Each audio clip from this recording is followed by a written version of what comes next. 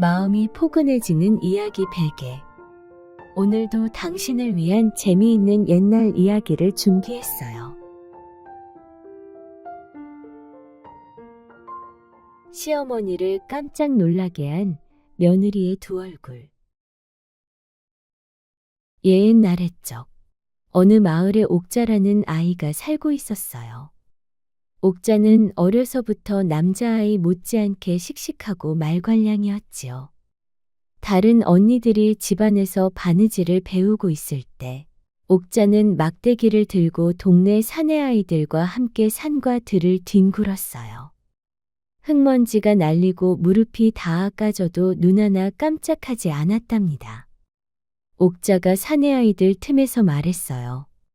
이번에 내가 대장할 거니까 내 편에서 할 사람?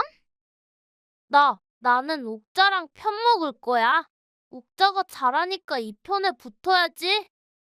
아니야, 내가 할 거야. 내가 옥자랑 같은 편 할 거야. 이런 소리가 골목마다 울려 퍼졌지요. 아이들은 옥자와 같은 편이 되고 싶어 다투기까지 했어요. 하지만 옆에서 지켜보던 옥자네 부모는 걱정이 되었어요. 아이고, 우리 딸이 사내 아이처럼 뛰어다니기만 하니 이를 어쩌나. 그래도 크면 얌전해지겠지. 세월이 흘러도 옥자는 달라지지 않았어요. 여전히 치맛자락을 휘날리며 사내 아이들과 뛰어다니기를 좋아했어요. 장터에라도 나가면 어찌나 목소리가 크고 우렁찬지 조금만 값을 올려도 눈을 부릅뜨고 따져 물었어요. 아니, 이보시오. 어찌 어제보다 비싼 것이요? 어디서 누구를 속이려고 하는 것이요? 이런 식으로 하면 내가 여기 이 바닥에서 다시는 발 못 붙이게 하겠소. 이렇게 말하자 장사꾼이 당황하며 더는 말을 못하는 사이 옥자는 씩 웃으며 값을 더 깎아내고 당당히 물건을 사갔어요. 옥자네 부모는 옥자가 좀 더 조용조용하길 바래서 밖에 잘 나가지 못하게 했어요. 대신 집에서 바느질도 가르치고 부엌에 앉혀 음식 만드는 법을 가르쳤지요. 옥자도 철이 들었는지 부모님의 말씀대로 그 일들도 곧잘 해냈어요. 그래도 우리 옥자가 크니까 저렇게 조신해지고 이제 시집가도 되겠어요. 그렇소 부인. 우리가 괜한 걱정을 한 것 같소. 그런데 며칠 뒤 일이 벌어졌어요. 옥자네 밭에 한 사내가 들어와 옥수수를 서리하다가 딱 걸린 거예요. 옥자는 눈을 번쩍 뜨고 막대기를 움켜쥐더니 번개같이 달려갔어요. 이놈이 어디서 감히 우리 밭에 손을 대? 내가 니놈 손목을 아주 아작내주마? 서리꾼은 놀라 달아나려 했지만 옥자는 발길질을 하며 사내를 붙잡아 흐음신 두들겨 패주었어요. 그 사내는 겨우 도망가며 기겁을 했지요. 옥자가 어느덧 나이를 먹어 혼기가 찼는데도 어릴 적부터 사내들 못지않은 기세를 본 동네 어른들은 혼담 이야기를 꺼내지도 않았어요. 동네 아낙들은 빨래터에 모여 수군거렸어요. 아이고, 옥자랑 혼인했다가는 신랑 뼈도 못 추스를 것이야. 그러제 조금만 잘못해도 두들겨 맞고 혼날 것이요.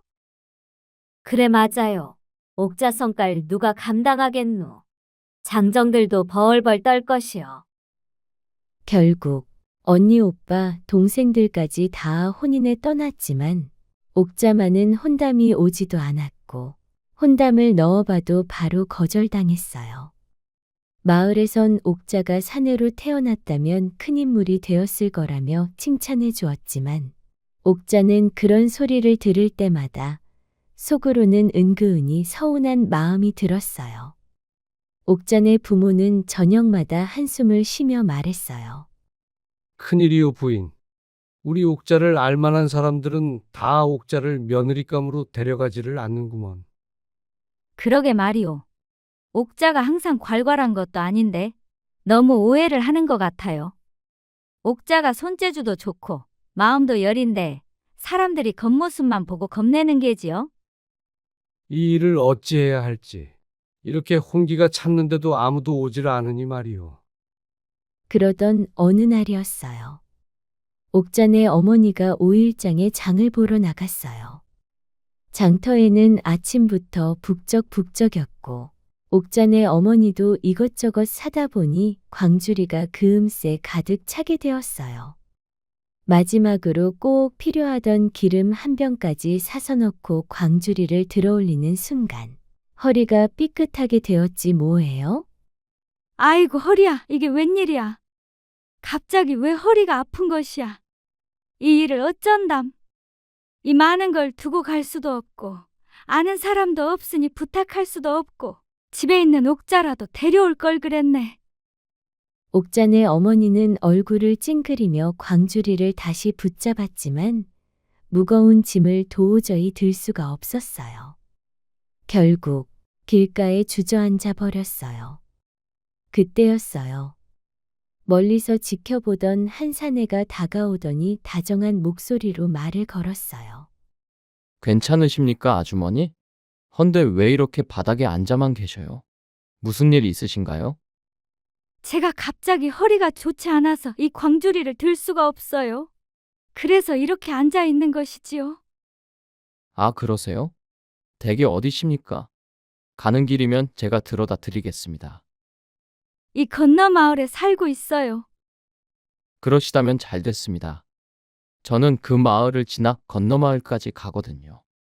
허면 제가 들고 가드리지요. 아, 정말이요, 총각? 아이고, 참말로 고맙소.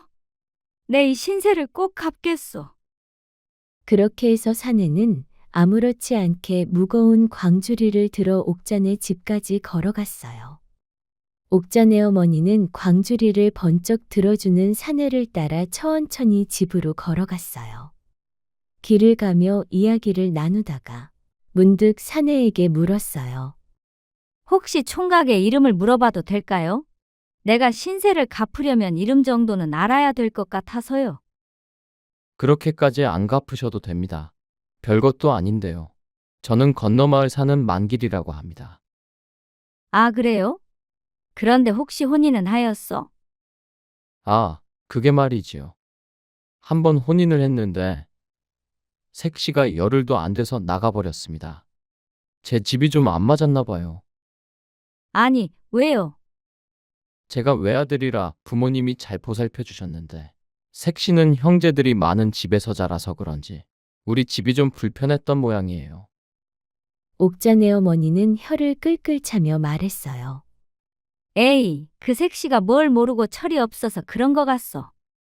이렇게 남편이 착하고 인물도 훤하고 게다가 외동이면 그 재산도 다 갖는 건데 어디 세상에 시집살이가 편한 데가 있나. 다 서로 맞춰가며 사는 거지. 그렇게 이런저런 이야기를 나누며 걷다 보니 어느덧 옥잔의 집 앞에 다다랐지요. 만길이는 조심스레 광주리를 내려놓으며 말했어요. 집이 여기시군요. 광주리 여기에 내려드릴게요. 아주머니, 몸조리 잘하시고 꼭 쉬셔야 돼요. 총각 정말 고맙소. 내가 이 신세 꼭 갚겠소. 에이 뭘요? 괜찮습니다. 저는 이제 가보겠습니다. 만길이는 정중히 고개 숙여 인사하고는 다시 길을 떠났어요. 그때 마침 부엌 한켠에서 집안일을 하던 옥자가 기척을 듣고 나와 물었어요. 어머니, 저 사내는 누구예요? 응, 만길이 총각이라고. 내가 장터에 갔다가 허리를 삐끗해서 광주리를 못 들고 있었는데 마침 지나가는 길이라 여기까지 들어다 줬지 뭐냐. 참으로 고마운 사람이야. 게다가 인물도 저리 훤하고 착하고 말이야. 그래요? 고마운 사람이네요. 옥자는 마당 한가운데 서서 만길이의 뒷모습을 오래도록 바라보았어요. 저 멀리 사내의 뒷모습이 결국 눈에 보이지 않게 될 때까지 옥자는 그 뒷모습을 가만히 지켜보았어요. 며칠이 흐른 뒤 옥자네 어머니의 허리가 한결 부드러워졌어요. 그제서야 지난번 광주리를 들어준 만길이 총각이 생각났어요. 고마운 마음을 그냥 묻어둘 수 없어 감사 인사라도 해야겠다고 마음먹었어요. 그래서 부엌에 앉아 정성껏 약과 반죽을 하고 기름에 튀기기 시작했어요. 노릇노릇한 향기가 집안 가득 퍼졌어요. 그때 옥자가 다가와 눈을 동그랗게 뜨며 물었어요. 어머니, 무슨 약과를 만드는 거예요? 오늘 무슨 날이에요? 지난번 그 총각에게 가져다 주려고 만드는 것이니라. 어찌 아니? 그 착한 총각이 네 서방이 될지도 모르지 않니? 뭐라고요? 광줄이 좀 들어줬다고 서방이 된다고요? 근데 저 좋다고 혼례는 해줄까요? 이 마을 총각들은 다 싫다는데. 네가 뭐가 어때서 그러느냐? 너도 이제 어릴 적에 했던 행동들만 안 하면 어디 하나 빠지는 게 없는 여인이야. 그러니 주눅 들지 말거라. 알겠지? 그날 옥잔의 어머니는 평소보다 더욱 정성스럽게 약과를 만들고 고웁게 상자에 담아서 보자기로 쌌어요. 그리고 단정하게 차려입고 조심조심 발걸음을 옮겼어요. 이 정도로 준비하면 내 딸도 얌전하게 봐줄 수도 있을 터이고 어쩌면 저렇게 착한 총각이라면 우리 옥자를 잘 이해하고 받아줄 것 같아. 내 생각엔 두 사람이 천생연분으로 보인단 말이야. 이런 생각을 하고 한참을 걸어 건너마을에 도착하니 드넓은 논이 보이고 그 옆에 기와를 얹은 작은 집이 보였어요. 그 집은 바로 만기린의 집이었지요. 옥잔의 어머니는 심호흡을 한번 하고 대문 앞에 서서 조심스레 불렀어요. 안에 계십니까? 리신지요? 잠시 뒤 나이 지긋한 만기리 총각의 어머니가 마당으로 나와 얼굴을 내밀었어요. 안녕하십니까? 혹시 여기 만길이 총각에 사는 집인가요? 예, 맞습니다. 우리 아들이 만길이에요. 제가 일전에 장터에서 갑자기 허리가 아파서 광주리를 들지 못하고 주저앉아 있는데 만길이 총각이 집까지 들여다 주었습니다. 제가 신세도 갚을 겸 이렇게 약과를 준비해 왔습니다. 아, 그러신가요? 감사합니다. 잘 먹겠습니다. 그런데 우리 만길이는 지금 논에 나가 있어서 들어오려면 한참 걸릴 것 같아요. 아, 그러시군요. 옥잔의 어머니가 보기엔 만기리 어머니의 인상도 말투도 평범하니 좋아 보였어요. 집안을 슬쩍 둘러보니 소박하지만 살림살이가 단정하고 식솔이 많아 보이지 않아 오히려 마음이 놓였어요.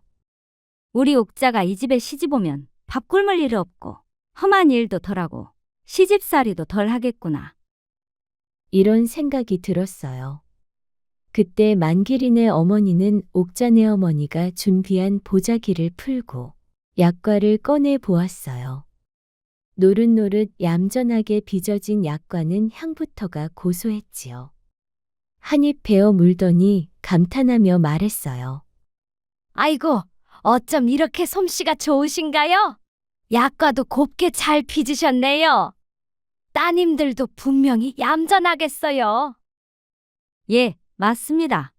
제 딸이 아직 혼인 전인데요. 아주 얌전하고 성격도 밝고 인물도 곱습니다. 만길이 총각도 아직 배필을 찾지 못한 듯한데 우리 딸 옥자랑 짝을 지어주는 건 어떨런지요? 네?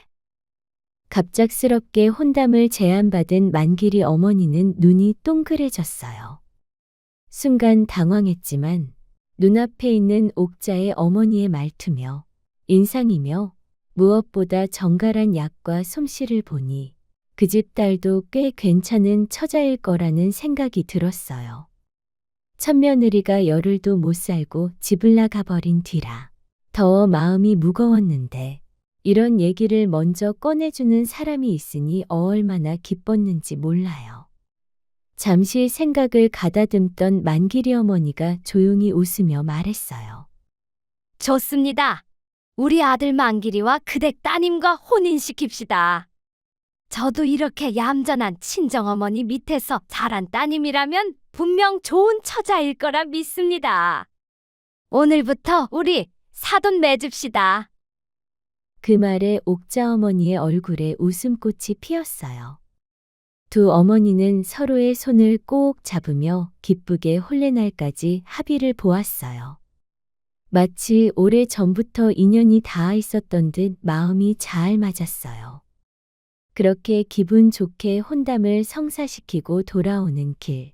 옥자 어머니의 발걸음은 유난히도 가벼웠어요.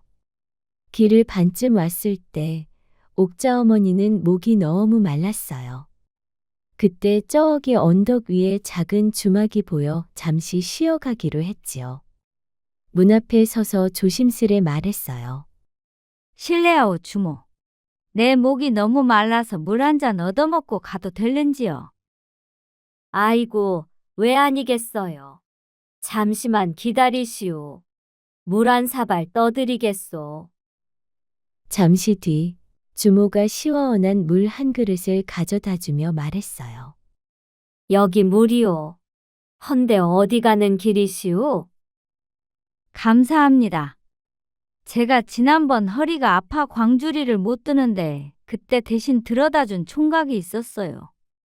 그 고마운 신세를 갚을 겸 오늘 약과를 만들어다 주고 오는 길이랍니다. 아이고 세상에 그 총각 참 요새 보기 드물게 착한 총각이구먼요. 예, 맞아요. 그때 봤던 총각이 하도 착하기도 하고 남 주기에는 아깝더이다. 그래서 제가 혼담을 건넸고 오늘 성사까지 시키고 오는 길이랍니다. 헌데 그 착한 총각은 누구인지요? 저기 아랫마을에 사는 만길이 총각이에요. 네? 만길이 총각이요? 아이고 세상에나. 하필이면 왜 그 집에 혼담을 넣었단 말이요. 그 총각이야 착하긴 착하나. 그 집 어머니가 아주 드세고 억척스럽기로 마을에선 모르는 사람이 없어. 그 총각이 장가를 못 가는 건 다 그 이유란 말이요. 옥자 어머니는 눈이 동그래져서 물었어요. 네? 그게 무슨 말씀이요? 주모는 이쯤 되면 숨길 수 없다는 듯 이야기를 풀어놓기 시작했답니다. 사연인즉 만길이 어머니는 젊은 시절부터 억척스럽고 불같은 성격으로 동네에 소문이 자자했어요. 별거 아닌 이야기로 다른 안악들과 고래고래 고함을 지르며 머리채 잡는 싸움이 붓기 일쑤였지요. 그런 성미 탓이었는지 만길이 어머니는 혼인 후 10년이 다 되도록 아이가 생기지 않았어요.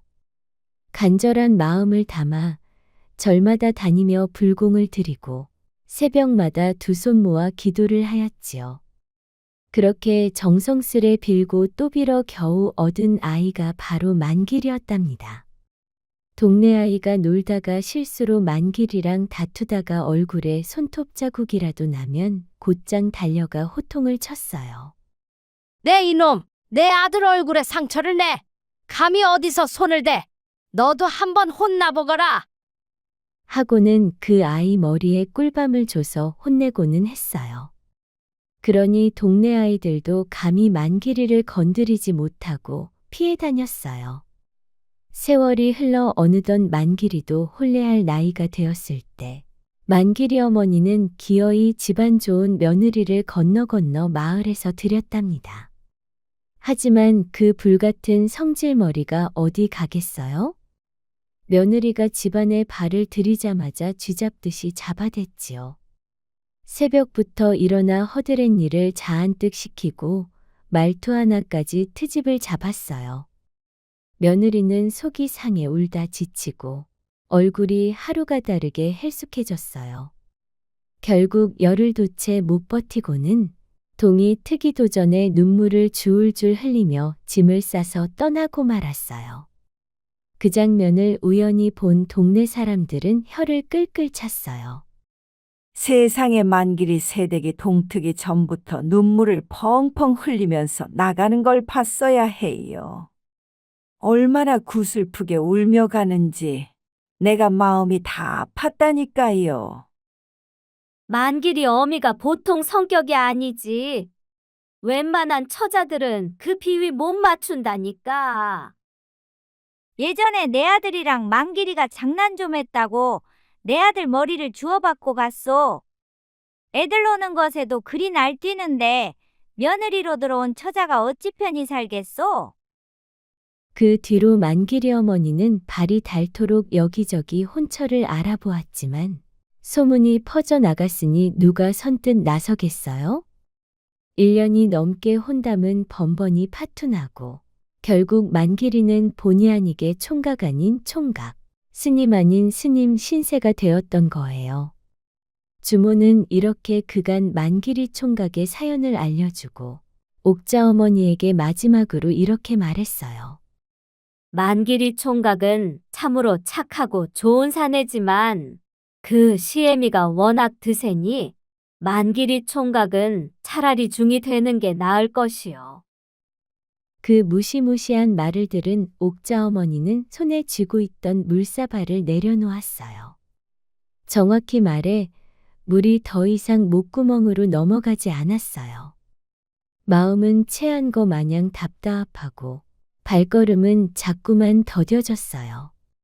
그렇게 천천히 길을 걷고 걸어 밤이 깊어져서야 겨우 집에 도착했어요. 옥자의 어머니가 집에 들어서자 부엌일을 하던 옥자가 놀란 얼굴로 다가왔어요. 어머니, 무슨 일 있으셨어요? 오늘 아침만 해도 즐겁게 약과를 들고 가시더니 도대체 무슨 일이에요? 옥자야, 그 착한 총각과 너의 혼담이 성사되었느니라. 아, 그래요? 정말 잘 되었네요. 저는 제 인생에 혼담이란 게 없는 줄 알고 포기했는데. 헌데 말이다, 옥자야. 그 집 시어머니 성정이 보통이 아닌 것 같더라. 네? 왜요? 아들 성격이 그리 좋은데 시어머니 될 분도 좋지 않을까요? 그제야 옥자 어머니는 길에서 만난 주모에게 들었던 얘기를 하나하나 전했어요. 불같은 성정 때문에 새댁이 열흘도 못 버티고 울며 불며 짐을 싸나간 사연을. 그 얘기를 들은 옥자의 얼굴도 점점 굳어졌어요. 하지만 옥자는 이내 고개를 끄덕였어요. 어머니, 하지만 저는 그 총각 아니면 이 근처에서는 시집 가기가 어려워요. 어떻게든 시집 가서 제가 살 길을 찾아내는 게 나을 것 같아요. 그날부터 옥자 어머니와 옥자는 혼례 준비를 하면서도 어떻게 하면 살아남을지 고민을 계속했어요. 그러던 어느 날, 옥자가 결의에 찬 표정으로 어머니에게 말했어요. 어머니, 저는 마음의 준비가 되었어요. 제가 시집 갈 때 입담배를 준비해 주시고요. 그리고 제 팔에는 문신을 새겨주세요. 어? 뭐라고? 그게 무슨 소리냐, 옥자야? 제가 시어머니만큼 더 강한 여인이 될 거예요. 그래야만 제가 그 집안에서 살아남을 수 있지 않겠어요? 그러니 준비해 주세요. 그 말에 옥자 어머니는 조금 망설였지만 이내 딸의 굳은 눈빛을 보고는 이해가 되었어요. 결국 동네에서 솜씨 좋은 사람을 불러 옥자의 고운 팔 한가운데 문신을 새기기로 했답니다. 그날 옥자는 하얀 손수건을 입에 물고 이를 악문 채 고통을 참아냈어요. 땀이 이마에 송글송글 맺히고 눈물이 살짝 고였지만 옥자는 흐트러지지 않았어요. 그 문신은 단순한 무늬가 아니라 시집가서 살아남겠다는 굳은 다짐의 표시였어요. 어느덧 옥자는 시집갈 준비를 다 마쳤어요. 드디어 혼례 날이 되었어요. 마을 사람들의 축복 속에서 순둥순둥한 만길이와 옥자는 앞마당에서 조촐한 혼례를 올렸답니다. 혼례를 하는 동안 옥자는 신랑 만길이의 훈훈한 외모에 마음이 사르르 녹아내렸어요. 그래, 서방님 얼굴을 보니 내 어떤 시련이 있어도 견딜 수 있겠구나. 앞으로 나만 잘 버티면 되겠구나. 옥자는 속으로 그렇게 다짐했어요. 첫날 밤은 수줍음과 설렘 속에서 흘러갔고 다음 날 드디어 시댁으로 들어갈 날이 다가왔어요. 떠나는 날 아침 친정어머니는 옥자의 손을 꼭 잡으며 작은 보따리를 건네주었어요. 옥자야, 이 보따리 안에 네가 부탁한 입담배 넣었느니라. 네, 어머니. 걱정 마세요. 저 잘 살 거예요.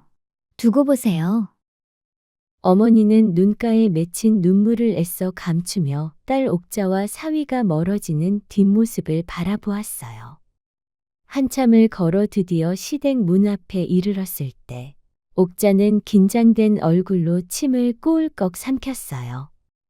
그리고는 천천히 발을 옮겨 대문을 들어섰답니다. 집안은 먼지 한 톨 없을 만큼 반질반질하게 닦여 있었어요. 시어머니는 무섭게 생긴 얼굴은 아니었지만 바늘로 찔러도 피 한 방울 나오지 않을 것 같은 단단한 기운을 풍기고 있었어요. 옥자와 만기리는 정성스럽게 절을 올렸고 시어머니가 직접 준비한 며느리 맞이 음식이 한상 가득 차려졌어요. 국과 고기, 여러 가지 반찬이 가지런히 놓였는데 옥자는 너무 긴장한 나머지 밥을 먹으면서도 이게 입으로 들어가는 건지 코로 들어가는 건지 알 수가 없었어요. 그렇게 하루가 지나고 다음 날 결전의 날을 앞두고 옥자는 일찍 이부자리로 들어갔어요. 눈을 감으며 속으로 다짐했어요. 그래, 내일부터 시작이구나. 내일부터 내가 살아남느냐 마느냐가 결정되겠구나. 나는 여기서 뼈를 묻을 것이야. 난 내 서방님 옆에서 살 것이야. 다음 날 아침, 닭이 울기도 전에 옥자는 일어나 단단히 마음을 잡았어요. 그리고 비장한 얼굴로 앞치마를 두르며 부엌으로 들어갔어요.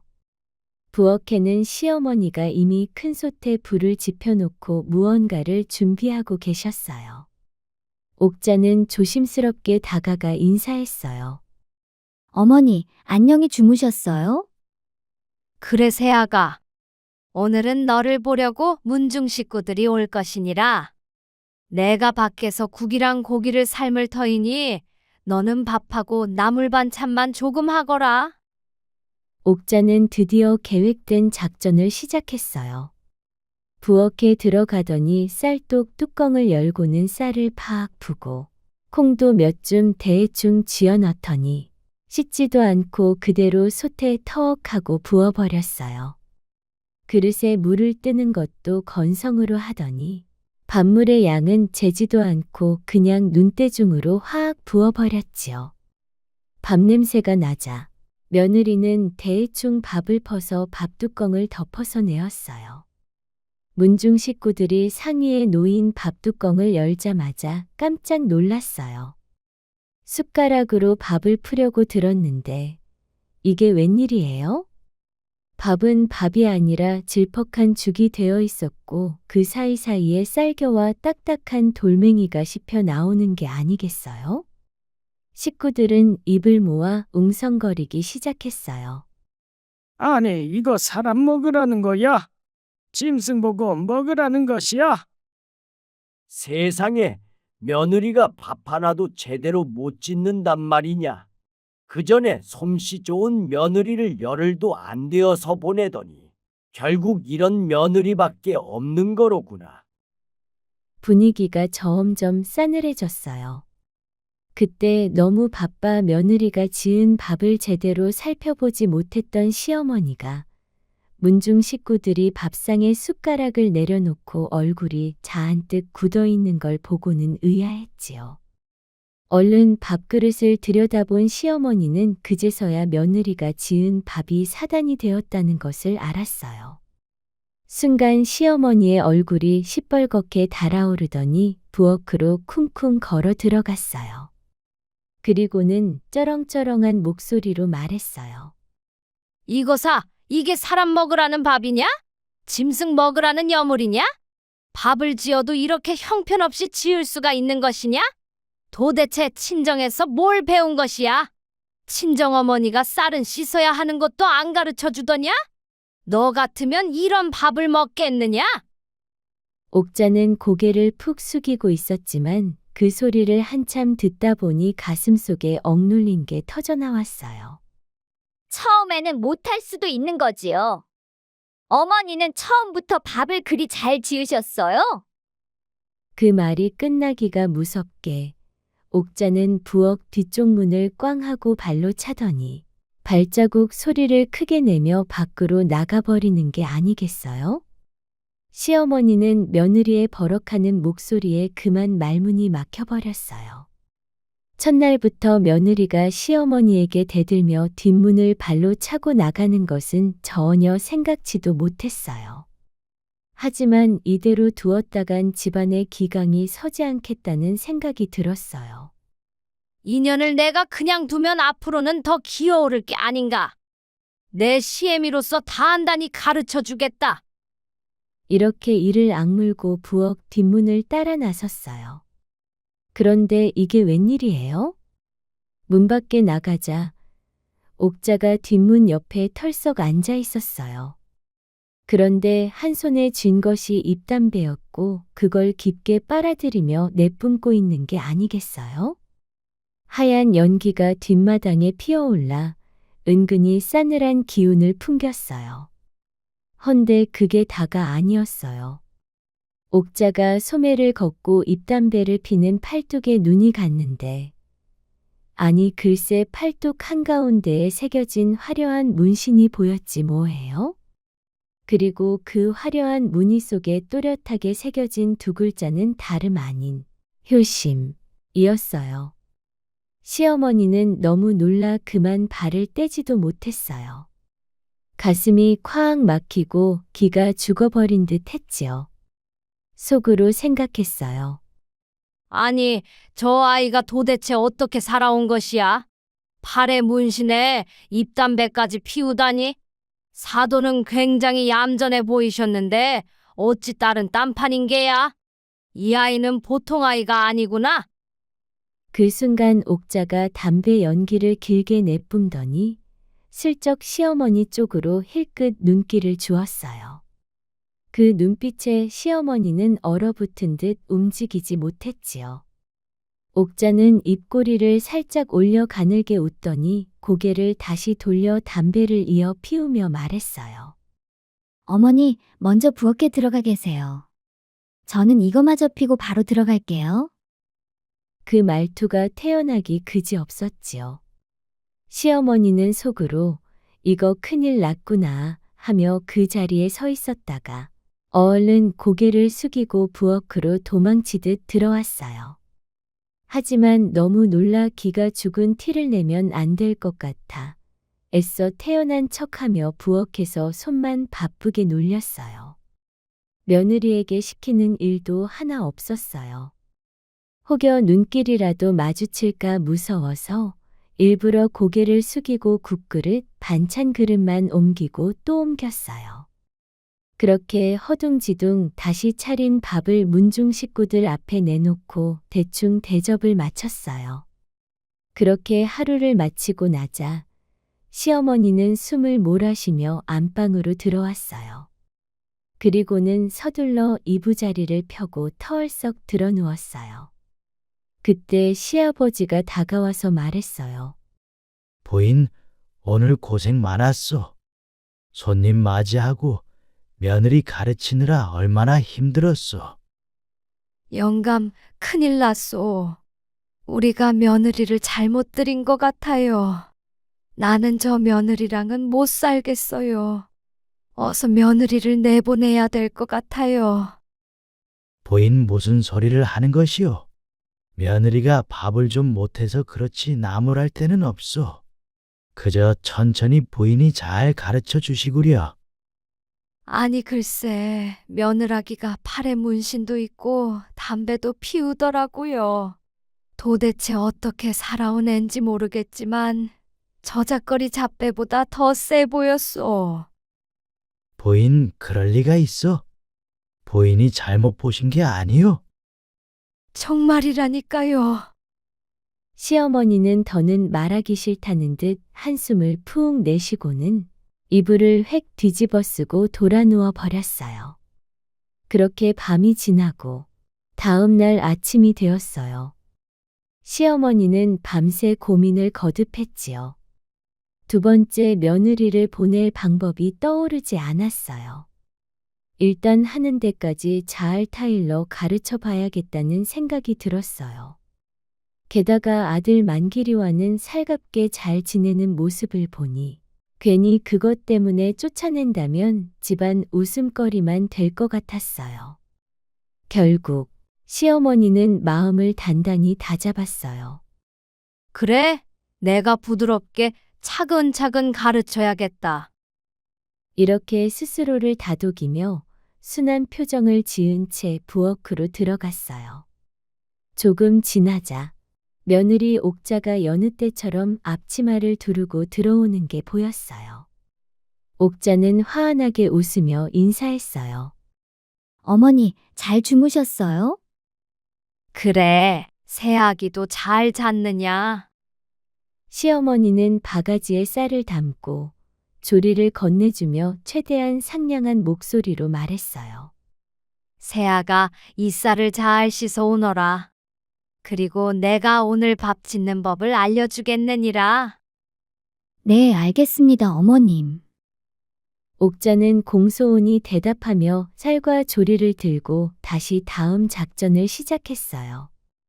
밖으로 나가면서 부엌 문턱에 발이 걸리는 척하며 쌀을 흘려버렸어요. 순간 고요한 정적이 흘렀어요.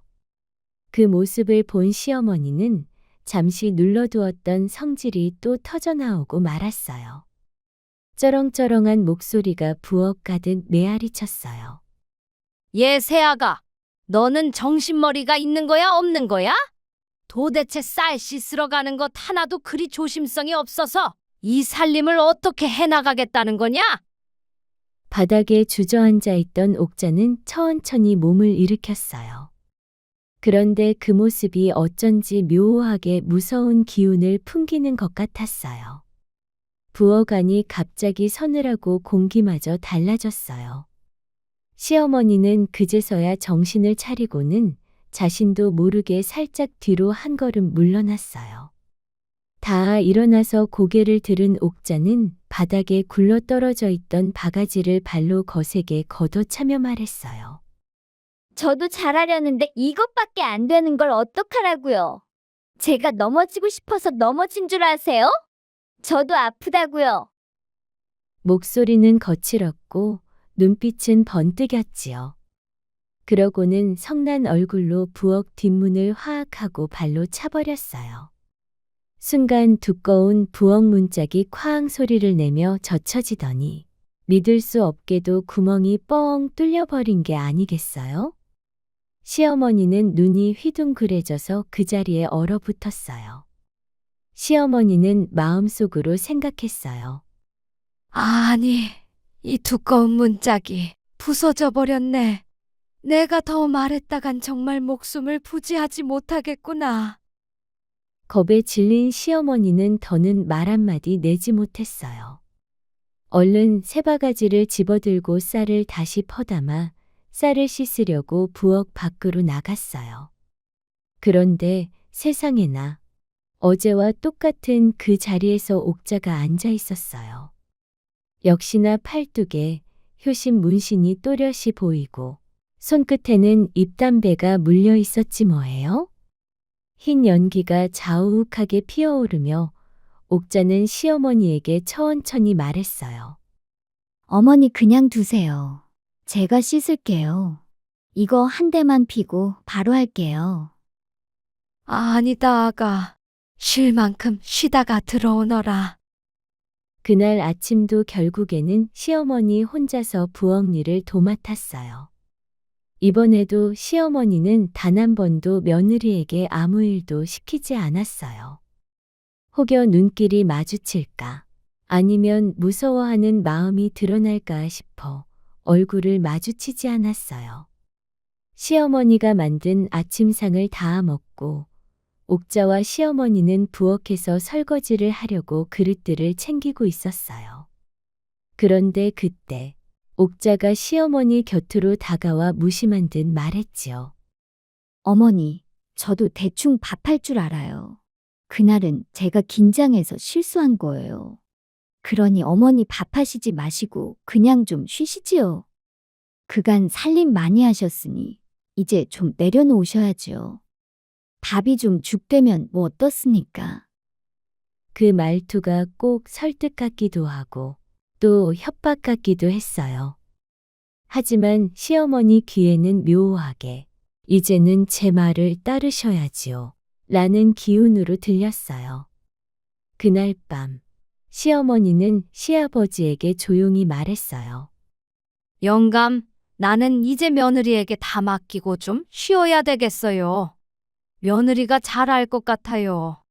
부족하더라도 믿어주십시다. 그러시오, 부인. 사람이 처음부터 잘하는 게 아니지요. 우리가 믿어주면 달라질게요. 부인도 이제는 멀리서 지켜보면서 며느리가 물어보면 가르쳐 주시구려. 그리고 나도 바깥 일은 아들에게 맡기겠소. 우리는 이제 해준 밥 얻어먹고 남은 인생 즐겁게 즐기며 살면 되지 않겠소. 다음 날 시어머니와 시아버지는 아들 내외를 불러 앉혔어요. 시어머니는 잠시 뜸을 들이더니 손에 꼭 쥐었던 곡간 열쇠를 조용히 내밀었어요. 얘들아, 이 열쇠 받고 앞으로 집안 살림을 니들이 다 맡아서 하거라. 늘 기세 좋고 엄한 목소리만 내던 시어머니가 너무나 차분하고 낮은 목소리로 열쇠를 건네자 아들 만길이는 얼굴빛이 복잡해져서 어찌할 줄 몰라 했어요.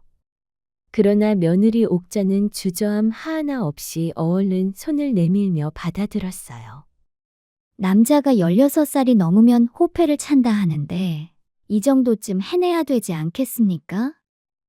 하고는 재빠르게 열쇠를 받아 치마끈에 처억 찼어요.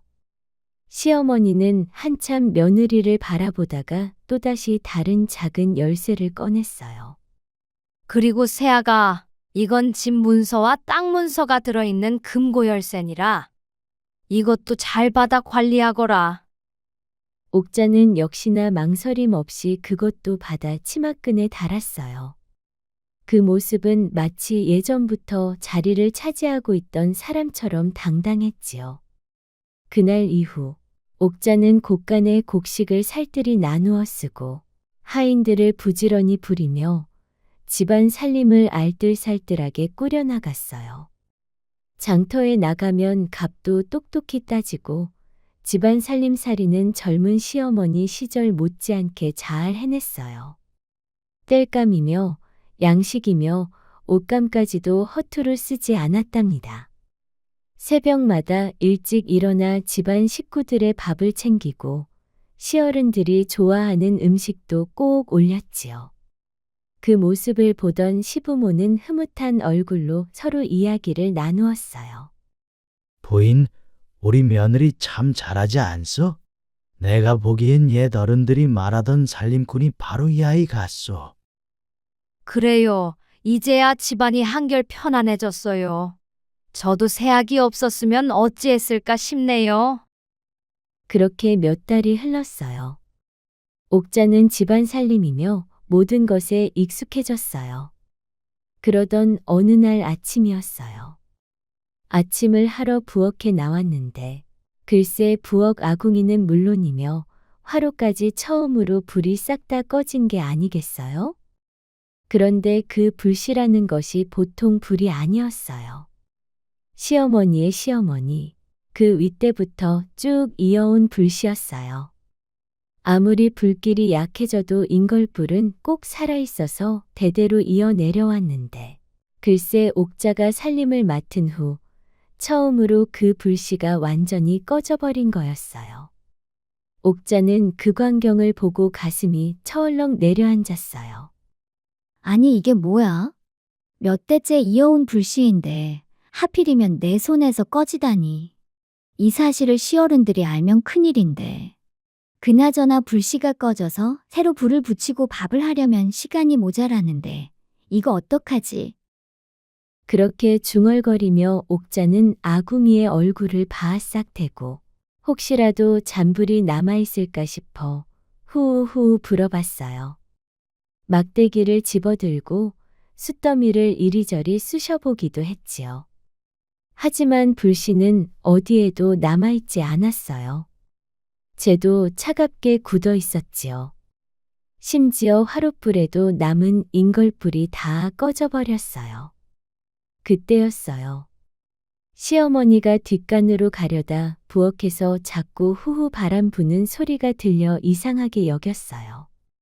살짝 문을 열고 보니 며느리가 밥은 하지 않고 아궁이만 쑤셔대고 있지 않겠어요? 시어머니는 의아한 눈빛으로 다가와 물었어요. 얘 새아가, 너 밥 안 하고 뭐 하고 있는 거냐? 아닙니다, 어머니. 아니 근데 아궁이 불이 어찌 된 것이냐? 설마 꺼진 것이냐?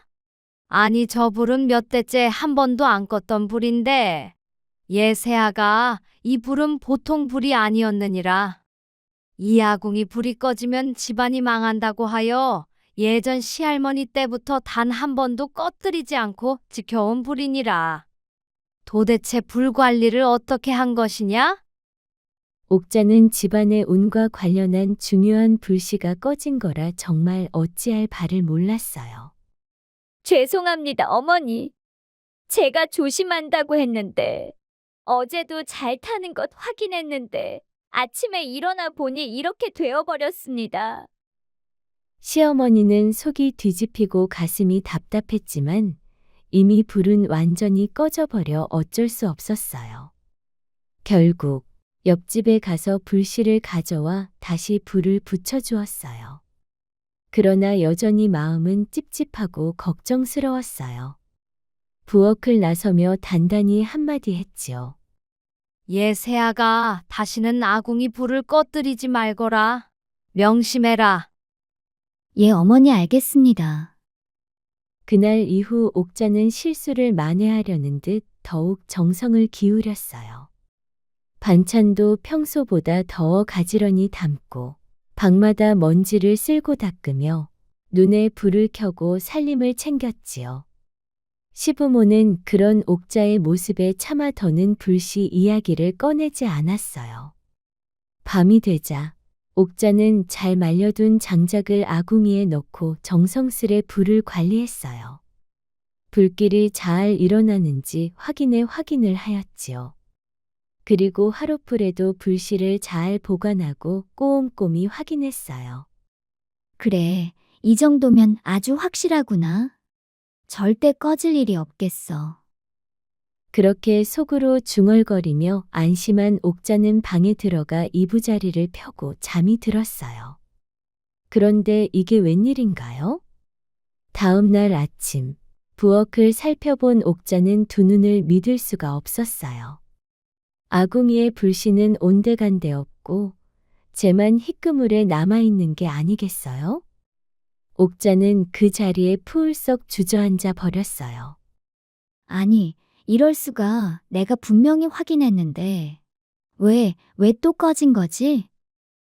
그때 시아버지와 시어머니 그리고 남편 만길이까지 부엌으로 모여들었어요.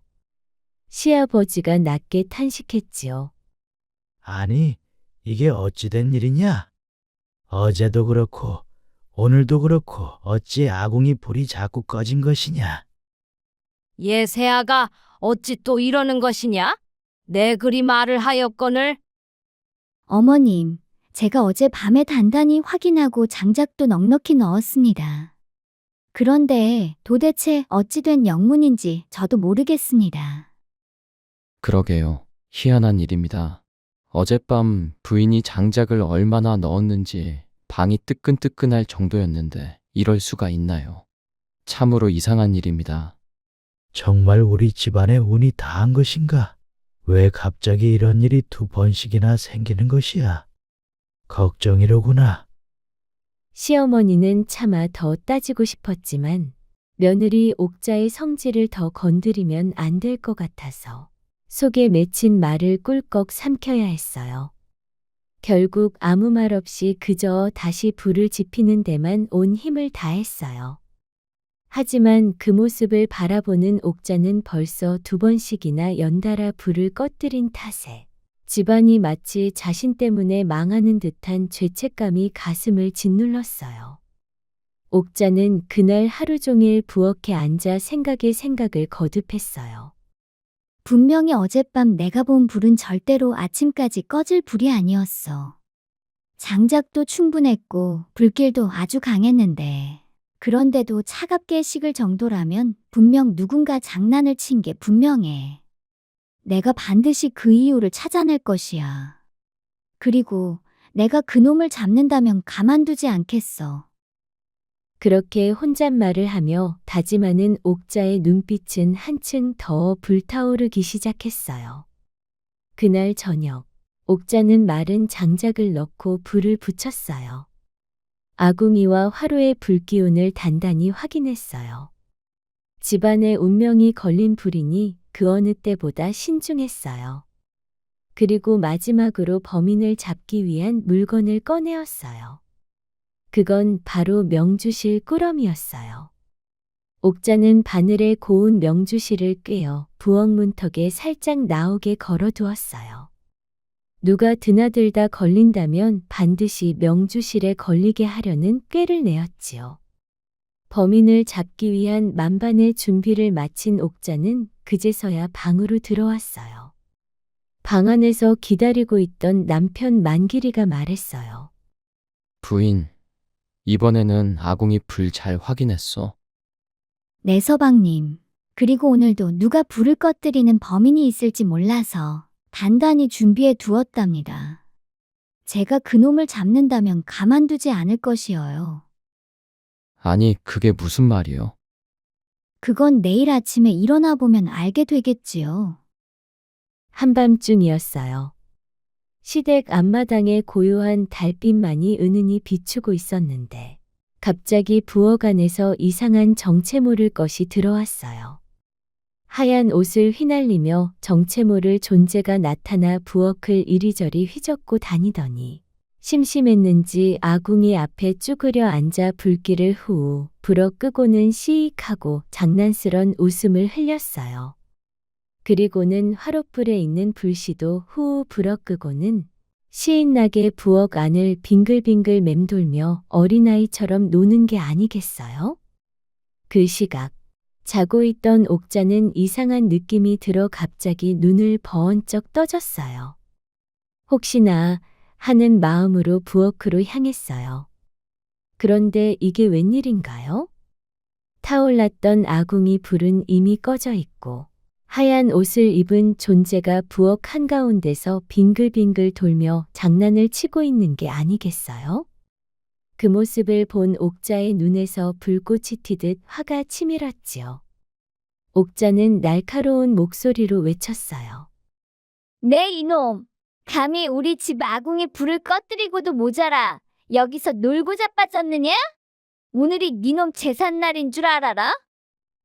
한밤중 고함 소리에 놀란 흰옷을 입은 존재는 뒷걸음질 치다가 그대로 뒤로 낮아 빠졌어요. 그러곤 황급히 부엌 문지방을 넘어서 달아나기 시작했어요. 그런데 그만 옥자가 미리 준비해둔 바늘에 옷자락이 걸린 채로 사라지고 있지 뭐예요? 그 광경을 본 옥자는 입꼬리를 올리며 비웃듯 말했어요. 그래, 어디 한번 달아나 보거라. 내 놈이 그러고도 살기를 바라느냐? 니놈이 사람이면 오늘이 제삿날일 것이고 니놈이 귀신이면 오늘 저승으로 끌려가는 날일 것이다. 사람이든 귀신이든 내 이름과 내 가문의 이름을 걸고 너를 반드시 아작을 내줄 것이야. 옥자는 부엌 구석에 있는 빗자루를 움켜쥐고 한쪽 손에는 팥 한 줌을 움켜쥔 채 불같은 기세로 뛰어나갔어요. 흰옷의 존재도 처음엔 조금 달아나면 따돌리겠지 싶었는데 뒤를 돌아보니 야심한 시간임에도 옥자의 발걸음이 흡사 바람을 타는 듯 가벼운 게 아니겠어요? 마치 도수를 배운 듯 땅을 박차며 달려드는 기세가 보통 사람이 아니었어요. 그래, 이놈아. 나 옥자를 우습게 본 것이냐? 내가 너에게 그간 갈고 닦은 내 소시적 실력을 제대로 보여주마. 옥자는 씩씩거리는 숨을 몰아쉬며 그 존재를 쫓았고 어느덧 산길로 접어들었어요. 나뭇가지가 얼굴을 스치고 돌길이 매우 거칠었지만 옥자는 이를 악물고 내달렸어요. 드디어 산 중턱에 이르렀을 때 하늘이 붉게 물들며 해가 조금씩 떠오르기 시작했어요. 그러자 흰옷의 존재는 순간 연기처럼 휙 사라져 버렸어요. 그래, 내 놈이 날 우습게 봤구나. 그렇게 연기처럼 사라진다고 내가 못 잡을 줄 알았느냐? 이승이든 저승이든 끝까지 따라가서 네 놈을 아작을 내주마. 옥자는 씩 웃더니 이번에는 범인의 옷자락에 걸린 명주실을 따라 다시 전속력으로 달리기 시작했어요. 옥자의 뜀박질은 전쟁터로 나가는 장수처럼 맹렬했답니다. 실은 계속 이어져 있었고 어느덧 깊은 산 한가운데까지 옥자를 이끌었어요. 마지막에 다다르자 명주실 끝에는 시할아버지와 시할머니가 잠들어 있는 묘 근처까지 와 있었어요. 그리고 세상에나 그 묘 옆에는 산삼이 여러 뿌리가 솟아있는 게 아니겠어요? 게다가 그 중에서도 가장 크고 오래된 듯한 산삼의 넓은 이파리에 옥자가 어젯밤에 걸어둔 바늘이 딱 꽂혀 있었지 뭐예요? 그 모습을 본 옥자는 눈을 크게 뜨더니 이내 환하게 웃으며 말했어요. 우리 집안을 망하게 하려고 불을 끈 게 아니라 조상님께서 오히려 우리 집안에 큰 복을 주려고 했던 것이네. 그렇게 말한 옥자는 산삼 앞에 감사의 절을 올리고 시할머니와 시할아버지 묘에도 절을 올렸어요. 할아버님, 할머님, 고맙습니다. 부족하지만 집안을 잘 이끌어 나가겠습니다. 주신 선물 감사히 잘 받겠습니다. 그리고는 흙을 조심스럽게 파내고 산삼을 하나하나 정성껏 캐냈어요. 모두 10뿌리였는데 좋기 몇백 년은 넘었을 듯한 기운이 서려 있었어요. 옥자는 그것들을 치마폭에 곱게 싸서 품에 안고 산을 내려왔어요. 집에 도착하자 가족들이 모두 걱정스런 표정으로 부엌 앞에 서 있었어요. 남편 만길이가 다가와 말했어요. 부인 어딜 갔다 오는 것이요? 불 꺼뜨린 범인을 찾으러 갔다 오신 것이요? 너무 신경 쓰지 마시오. 뭔가 아궁이가 이상한 것이니 오늘 내가 고치겠소. 헌데 대체 어딜 다녀온 것이길래 이리 흙투성이가 된 것이요? 그러자 옥자는 환하게 웃으며 대답했어요. 서방님, 아버님, 어머님, 이것 좀 보셔요. 그간 우리 집안에 아궁이 불을 정성스레 지켜온 덕에 조상님께서 큰 선물을 내려주신 것 같습니다. 이 귀한 것을 보셔요. 그러면서 치마 속을 펼치니 좋기 몇백 년은 넘을 듯한 산삼 10뿌리가 신비한 모습을 드러냈어요. 시어머니는 입을 틀어막으며 소리쳤어요. 아니 새아가, 이 귀한 산삼을 어디서 난 것이냐? 어머님, 아버님, 제가 어젯밤 불씨를 꺼뜨린 범인을 잡으려고 부엌 문지방에 명주실을 꿰인 바늘을 걸어두었는데 그 실을 따라가 보니 뒷산 할아버님과 할머님 묘소까지 이어져 있었어요. 그 명주실 끝에 보니 아니 이렇게 귀한 산삼이 있는 게 아니겠어요?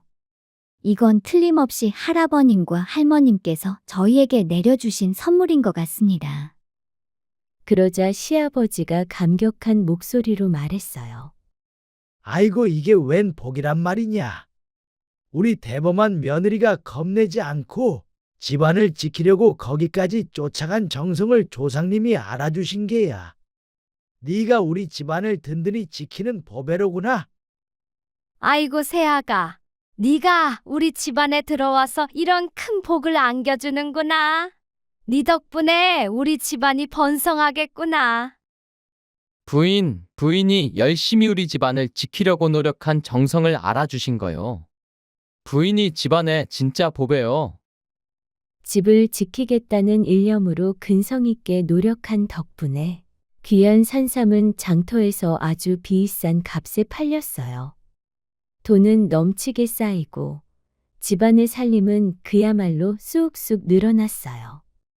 이전에는 상상조차 못했던 넓은 기와집으로 이사를 가고 넉넉한 살림과 곡식이 집안 곳곳을 가득 채웠답니다.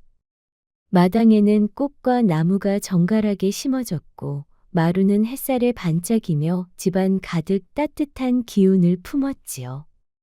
며느리 옥자는 그렇게 집안 구석구석을 살피며 살뜰하게 챙겼답니다. 시어머니는 흐뭇하게 그 모습을 바라보며 말했어요. 역시 우리 며느리처럼 집안을 지키는 대참 며느리는 없을 것이야. 우리 며느리 덕분에 집안이 이렇게 잘 사는구나. 옥자는 시어머니의 칭찬에 환하게 웃으며 팔에 새긴 문신, 효심을 더 마음 깊이 새겼어요. 장난기 많고 말괄량이었던 여인이었지만 옥자 특유의 씩씩함 덕분에 시댁은 아들을 하나 더 둔 것처럼 든든했어요. 그렇게 옥자는 집안을 지키고 불씨를 소중히 지키며 행복하게 잘 살았답니다.